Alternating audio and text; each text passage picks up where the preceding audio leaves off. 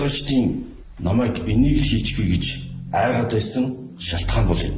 За ерхий сайд замдарч тань байна. Бид өнөөдөр Эрдэнэс томдлогоо онцгой дэглэмийн хугацаанд гаргасан хүсэлтийг харгалзан үзээд бүх гэрээ баримтуудыг нууцаас гаргалаа. Нийтдээ 37 гэрээ баримтыг ил тод болголоо. Манай засгийн газар байгуулагдаад 100 гаруй хонож байна.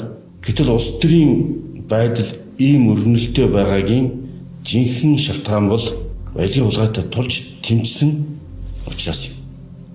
Засгийн газрын тэргүүний өндөр хариуцлагатай алба хашиж байгаа хүний хувьд миний гаргаж байгаа шийдвэр хэлж байгаа үг болгон баримт нотлогоон дээр үндэслэж байгаа гэдгийг дуулах ганц зүйтэй юм аа. Өнөөдөр зарим хүмүүс улс төрчлөлтөөс болоод ажил явахгүй байна гэж ярьж байна. Үгүй ээ.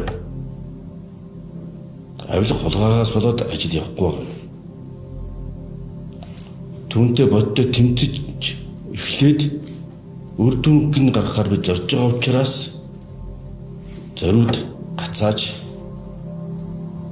муулж буруу тийш нь өшгөж байна. Гэмт хэрэгтэй тэмцэх нь засгийн газрын ерхий сайдын үндсэн үүрэг юм. Үндсэн хуулиар олгогдсон эрх үүрэг юм. Тиймээс би энэ ажлыг амгацаа баялагын хулгайтай тэмцэж байж энэ эдийн засгаас сэргээж өнөөдрийн бас энэ олд амжилтуудыг бий болгож чадсан.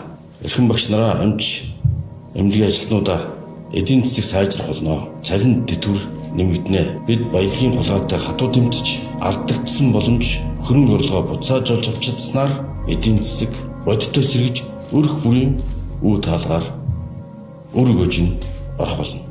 Энэ бол жинхэнэ авилгалтай тэмцэж байгаа ил тод засаглалын бодиттой шийдэл юм. Ийм учраас манай засгийн газар цаашдаа альва аж ахуй бизнесийн ямар ч гэрээг нууцлж байхгүйгээр болгосон. Зах зээлийн өрсөлдөөнөөс зарчмаар нээлттэй ард түмний хяналтанд шийдэж авах юм зарчмыг өнөөдөр тунхаглан зарлж байгаа. Ийм ч зорилгоор өмнөх гэрээнүүдийг ил тод болгож байгаа. Дээд доод бүх шатанд хотод хөдөөд ард иргэд